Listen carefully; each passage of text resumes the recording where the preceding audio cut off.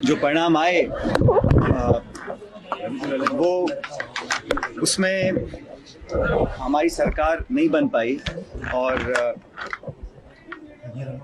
जिस परंपरा को तोड़ने के लिए हम लोगों ने बहुत मेहनत करी और हर कोशिश करने के बावजूद भी हम कामयाब नहीं हो सके। निश्चित रूप से ये चिंता का विषय है, क्योंकि पूरी ताकत हम लोगों ने लगाई, सारी मेहनत करी और हर बार हम सरकार बनाने के बाद रिपीट नहीं कर पाते हैं। इस बार दोबारा वही हुआ। इस बात का खेद हम सबको है और इस पर चिंतन भी करना पड़ेगा और आत्मचिंतन भी करना पड़ेगा हर स्तर पर कि कहाँ कमियां रहीं, क्या वो कारण थे जिन वजहों से हम सरकार दोबारा नहीं बना पाए। बहरहाल कार्यकर्ताओं ने पूरी मेहनत करी, उम्मीदवारों ने अच्छा चुनाव लड़ा, कारणों का विश्लेषण भी होगा। कल सभी कांग्रेसी विधायकों की एक मीटिंग भी है, उसमें आगे क्या रणनीति पार्टी की होगी, प्रदेश में, जिलों में, देश में भी, उस पर भी चर्चा होगी। लेकिन मैं तो जरूर मानता हूं कि हम सब लोग चाहते थे कि मध्य प्रदेश में, छत्तीसगढ़ और राजस्थान में, जो तीनों हिंदी भाषी राज्य हैं जहां पर द्विपक्षीय मुकाबला होता है, यहाँ पर कांग्रेस पार्टी जीत कर आती तो हम लोग को बहुत मजबूती मिलती। बहरहाल हमारा वोट प्रतिशत कहीं कम नहीं हुआ है। तीनों राज्यों में बनस्पत मुझे लगता है कि मैंने आंकड़े देखे थे तो हमको वोट प्रतिशत भाजपा से ज़्यादा मिला है।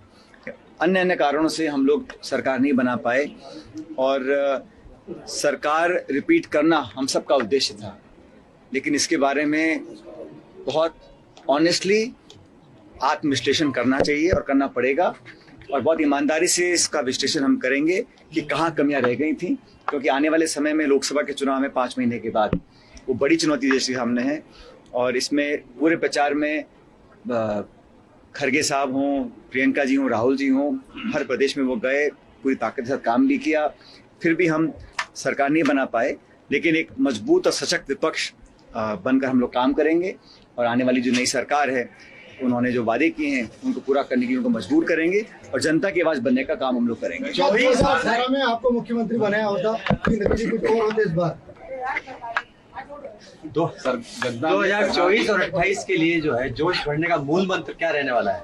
ये देखो, हमको वापस जनता के बीच जाना पड़ेगा और वो जनता की कसौटी पर खरा उतरने के लिए हम लोगों को क्या रणनीति बनानी है, क्या संदेश देना है, कौन संदेश वो देगा, कैसे जनता तक पहुंचाना है, कार्यकर्ताओं में किस प्रकार हम ऊर्जा का संचार दोबारा करेंगे। समय बहुत कम है, इसलिए अभी बहुत जल्द हम लोगों को इस पर चर्चा करनी होगी और मुझे जो भी कुछ कहना है, बताना है पार्टी प्लेटफॉर्म पर, उस बात को मैं रखूंगा, चाहे वो दिल्ली हो चाहे जयपुर। ओएसडी जो है, सीएम के ओएसडी ने बड़ा आरोप लगाया है कि गहलोत साहब नहीं चाहते थे सरकार बने, उन्होंने कमियां रखी। को जिम्मेदार ठहराया उन्होंने। मैंने भी वो स्टेटमेंट देखा जो मुख्यमंत्री जी के विशेष सलाहकार, क्या नाम है उनका, उन्होंने जो स्टेटमेंट दिया है वो बड़ा आश्चर्यजनक है और क्योंकि वो मुख्यमंत्री जी के ओएसडी का है इसलिए चिंता का विषय भी है और इस पर मुझे पूरी उम्मीद है कि पार्टी कहीं ना कहीं इस पर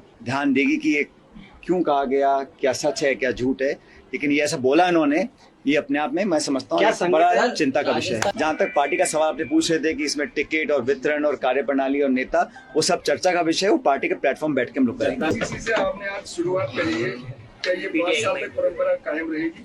जी, हमारा जो पार्टी का स्ट्रक्चर है, वहाँ पर राष्ट्रीय अध्यक्ष, प्रदेश अध्यक्ष, जिला अध्यक्ष और ब्लॉक अध्यक्ष वो हमारे मुखिया रहते हैं और उनके संरक्षण में ही पार्टी हमेशा काम करती है। आज भी मुझे लगता है कि जो भी हम लोग कामयाबी हासिल कर पाए हैं वो हमारे पार्टी कार्यकर्ताओं ने किया है। हमारे जिला अध्यक्ष जो हैं बैरवा साहब, इन्होंने पूरी ताकत के साथ जिले में काम किया और हम 4 में से 2 सीट जीते हैं, एक बार पिछली बार से 1 कम। लेकिन मुझे लगता है कि आने वाले समय में हम भरपाई करेंगे और लोकसभा में हम बेहतर परिणाम देंगे। मेन मुद्दा था टॉप का, सांसद बार बार दावे ठोकते थे 500 करोड़ देंगे, अब उनकी सरकार आ गई, किस तरह से दावे उम्मीद की जाएगी? राजस्थान में आपको जीत मिली है कि राज बनने का रिवाज नहीं। मैंने कहा ना आपको कि हम लोग चाहते थे कि सरकार दोबारा बने, इसके लिए हम सब लोगों ने जितना हो सका पूरी ताकत लगाकर काम किया, फिर भी हम कामयाब नहीं हो सके। इन कारणों को तलाशना होगा।